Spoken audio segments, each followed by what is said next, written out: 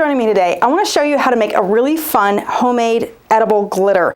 This is basically just gelatin based. So what I'm using today is the SweetWise powdered gelatin. I have a really great price on that and it works really well.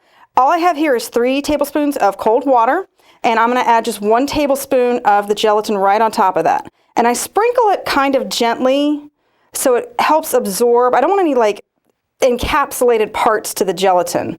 I want it to really just start to bloom, and as soon as you start to see around the edges where it's more yellowing instead of white, that's the blooming action. And as soon as you see that disappear, we can pop it in the microwave for about 10 seconds.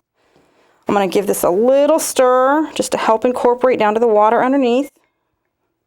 Okay, I'm going to pop this in the microwave for about 10 seconds. Get it all nice and melted. Okay, so that's just 10 seconds of microwaving. I think I want that a little bit more clear. I'm going to put that in about 4 more seconds.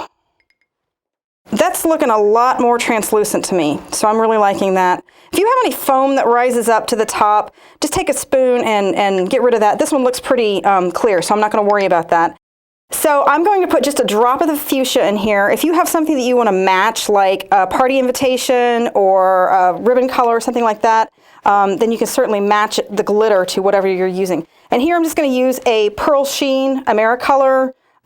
This is the Amerimist, actually. It is a airbrush color, so I'm just going to put it right out of the bottle.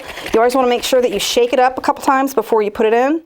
This is really what gives it its edible shimmer. So I'm going to put a few more drops of that, about 10 or 12 drops, and then you just want to stir it up till it's all nice and incorporated. Make sure you get that color all throughout.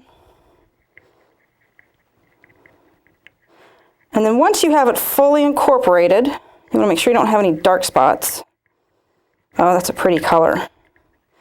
Once you have it fully incorporated, you can take a pastry brush or just a large size artist brush. So I've got one here. And I'm just going to put it on the back of plastic. You don't want to put it like on a parchment sheet, like parchment paper, because it kind of traps the moisture in, and it just never really dries very well. I'm just using the back of some random impression mats I have laying around. So you don't need to go buy any special tools for this. You just want to get a nice thin coat, just painting it on. But you definitely want to make sure, a sheet of acetate would work. You definitely want some kind of a plastic, not a plastic wrap. It's not going to be, that's a little bit too porous for this purpose. Something a little bit more rigid to help it really get nice and dry. So you're just going to get a nice coat. So you'll see where over here it looks a little bit thin. That's not helping me any. Here I have a little bit more coating on there, and that's really what I'm going for, is this kind of thickness right here. So once you have that all coated, I won't continue that. You really want to just set it aside to dry. I just put it aside for overnight. When it's ready, it'll start to pop off the sheet like this one has. So that's what it tells you it's ready to go.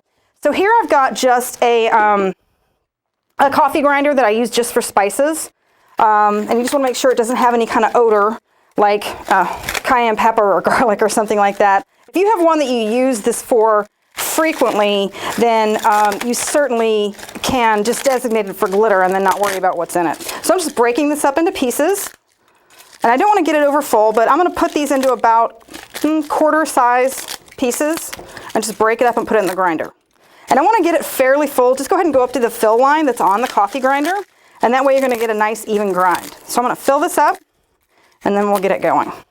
Okay, so I've got all my pieces in there and I'm just going to put my cap on. And what's great about these little coffee grinders is they have a pulse action. So I want to make sure I have it on the fine option. If your grinder has an option, make sure it's on fine. So that's coarse, that's fine. And then I'm just going to start to pulse it. And that makes sure all those big pieces get down there without getting some too finely ground.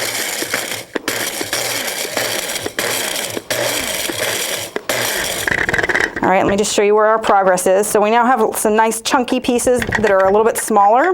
And now I can make my pulses a little bit longer. All right, let's see how that looks. All right, still a little bit too chunky in there. I'm going to go a little bit longer.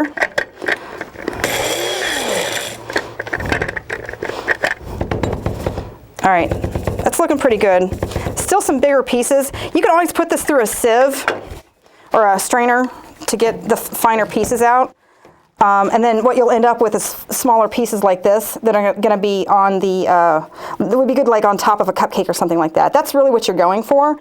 There might be other instances where you want to leave it in a larger grain like this. You certainly have that option. What you want to do is, again, is just put this through a sifter to pull out those smaller pieces. You can just keep grinding it. You'll get a great look that way too. But you have an option as far as what size your grain is for the gelatin. You have an option for what shade it is, what color it is, and then you also know what's going into it. So that's always a nice thing when you're making things to yourself. So that's edible homemade glitter. Give it a try. Hope you have fun with it. Thanks for watching.